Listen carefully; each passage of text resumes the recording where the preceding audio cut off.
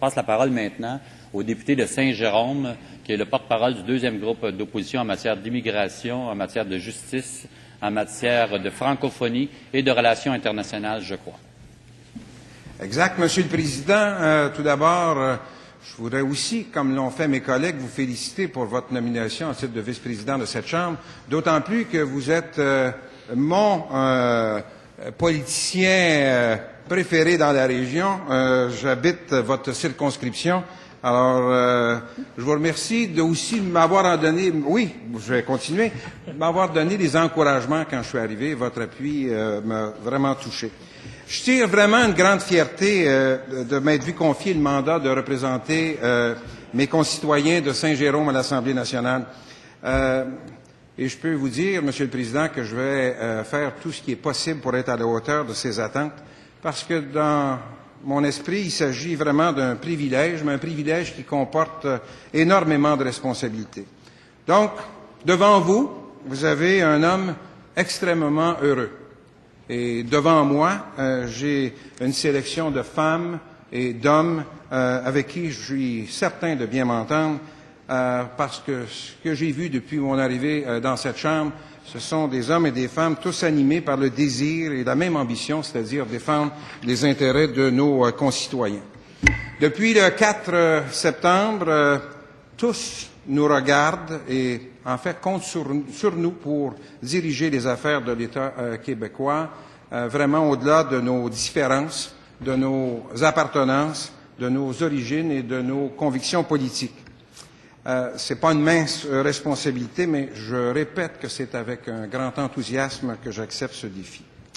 Mais comme dans toute acceptation de poste, je vais prendre devant vous des engagements fermes cet après-midi. Je m'engage à servir des principes d'équité, d'intégrité, de probité, de transparence et de dépassement. Je m'engage à demeurer debout en toutes circonstances pour voir au bien-être et à la défense de nos citoyens, surtout lorsque les situations seront complexes ou qu'elles seront sous l'effet de pressions contradictoires et même aussi dans la controverse.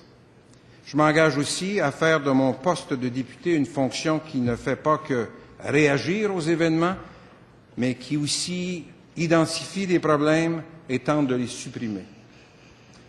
D'entrée de jeu, je dois vous dire que c'est avec passion que j'accepte mon rôle de porte-parole en matière de justice, parce que, comme vous le savez, pendant 30 ans, j'ai travaillé à combattre les injustices. Je l'ai fait dans le but de donner une voix aux plus démunis, aux personnes âgées qui se font parfois museler, aux enfants qui peinent à se faire entendre et aussi à tous ceux qui aimeraient en parler, mais qui ne peuvent pas. Saint-Jérôme est une circonscription que j'ai l'honneur de représenter et qui a beaucoup de particularités. C'est la capitale régionale des Laurentides et c'est une capitale régionale appelée à offrir de nombreux services à une population croissante et vieillissante. On prévoit d'ailleurs une augmentation démographique de 14% d'ici 2020 dans cette belle région des Laurentides. Dans le réseau local de services Rivière-du-Nord, la croissance démographique prévue est encore plus importante parce qu'on parle de 19% à Saint-Jérôme comme tel et comparativement à un 7% ailleurs au Québec. Donc Saint-Jérôme, c'est plus de 68 000 citoyens, une vingtaine d'institutions publiques qui vont du préscolaire à l'université, une école privée, et un hôpital régional qui embauche 3 200 employés, qui verse 140 millions en salaire et qui met 350 médecins à la disposition de 535 000 personnes dans la région. Mais c'est au C3S de Saint-Jérôme que le mot « patient » prend tout son sens.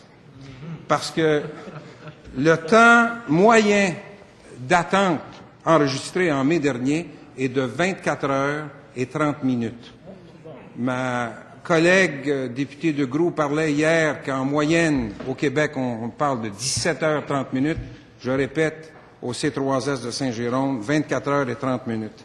Il y a même des Jéromiens qui évaluent qu'il est plus facile et plus rapide de faire 1 ou 2 heures de route pour se faire soigner dans un centre hospitalier de la région que d'aller attendre à Saint-Jérôme. Et cette situation est simplement intenable. En fait, la question qu'on doit se poser, est-ce que c'est raisonnable qu'il en soit ainsi quand on injecte 31 milliards de dollars dans les soins de santé au Québec? Heureusement, cependant, que dans cet hôpital malade, il y a encore des médecins, du personnel infirmier, des employés de soutien et des bénévoles encore passionnés par leur profession et habités vraiment d'une envie d'aider, d'une envie de tendre la main à ceux qui en ont besoin. C'est leur grande générosité et leur don de soi qui fait encore battre le cœur de notre hôpital dans la région. La question qu'on doit se poser, pour combien de temps encore? Cette bonne volonté de la part des employés risque de s'effondrer si l'argent ne suit pas la demande grandissante causée par la croissance démographique de la région des Laurentides. À l'heure actuelle, le C3S de Saint-Jérôme enregistre un manque à gagner de 57 millions de dollars. Pourtant, les gens des Laurentides paient aussi leurs impôts et respectent leurs obligations. En fait, la question, est-ce que c'est juste? Est-ce que c'est réaliste de voir une situation qui se détériore de cette façon-là? On peut se demander, avec un tel écart, comment l'équipe médicale et le personnel de cet hôpital continuent toujours à donner un plein rendement. Avec un tel écart, comment peut-on penser sur une longue période qu'on va continuer à attirer les médecins dans la région? Comment on va faire pour les garder? Comment continuer à demander aux gens du domaine de la santé de travailler sans ressources, sans outils? Pour ajouter encore plus aux difficultés qu'on connaît, l'hôpital recevait la semaine dernière une annonce de baisse de financement de l'ordre de 25% sur les chirurgies supplémentaires. Donc, ce que ça va faire, c'est qu'on va continuer à appauvrir encore plus ce centre hospitalier. Alors, je peux vous dire, Monsieur le Président, que je compte mettre toutes mes énergies afin de combattre cette injustice flagrante, non seulement pour les gens de Saint-Jérôme, mais aussi pour les gens de la région. Et comme la première ministre a indiqué qu'elle recevrait, et je cite, avec beaucoup d'ouverture les propositions constructives de l'opposition, je me permets de lui proposer une visite au C3S de Saint-Jérôme. Elle peut même amener son ministre de la Santé et je suis convaincu qu'elle ne pourra pas rester insensible à ce qu'elle verra dans cet hôpital. S'il y a un endroit où on doit redonner la voix à ceux qui aimeraient parler, mais qui sont souvent contraints de se taire par peur d'avoir des représailles, c'est bien au sein d'un système qui va protéger les lanceurs d'alerte ou les dénonciateurs. Et on a fait ces commentaires-là lors du dépôt du projet de loi 1 sur l'intégrité. Bien sûr que, bien que le phénomène de la collusion soit encore, connu depuis peu de temps, nous sommes encore justement dans une phase d'apprentissage du phénomène et on va devoir mettre toutes nos énergies pour tenter de comprendre le système et aussi tenter de trouver des solutions, mais des solutions valables, des solutions concrètes et des solutions qui vont régler le problème auquel toute la population du Québec est confrontée en ce moment. Les conséquences, en ce moment, sont extrêmement dommageables pour le client, ici, c'est l'État dans ce cas ici, mais aussi pour tous les contribuables qui sont appelés à payer des taxes de façon tout à fait inutile ou déloyale.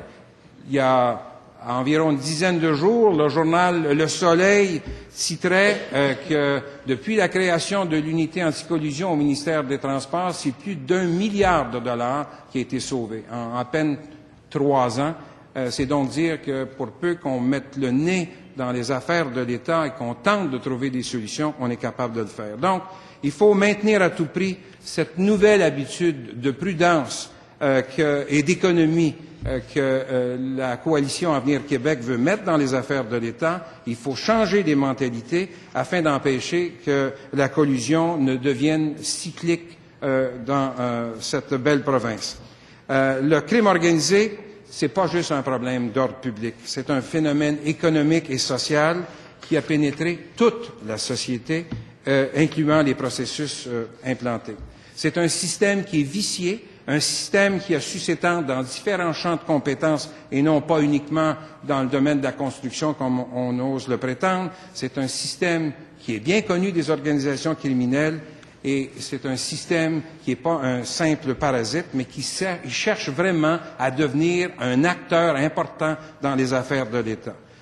De la collusion, il résulte une dangereuse amplification des pratiques illégales à plus d'un niveau, paiement au noir d'employés, fausse facturation, évasion fiscale et même une certaine pizzo, une taxe que des bandits vont nous collecter et qui devrait nous laisser indifférents. Mais moi, à ça, je réponds non.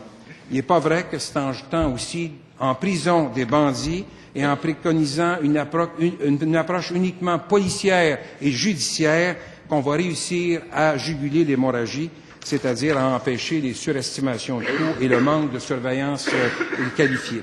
Nous avons besoin de mesures qui vont être claires, fortes, mais aussi d'une mobilisation générale. Et dans ce sens-là, la Commission Charbonneau a un effet éducatif, ludique, qui vont faire en sorte qu'avec l'appui de la population, on va être capable de justement d'enrayer une complaisance, une maladresse, une inertie qui représente vraiment le système qu'on est appelé à casser. En matière de collusion, on dit que la terreur est un fort instrument de persuasion, mais je peux vous dire, Monsieur le Président, que le silence aussi est un système de persuasion quand on force les gens à se taire alors qu'ils devraient se présenter et dire quels sont les problèmes.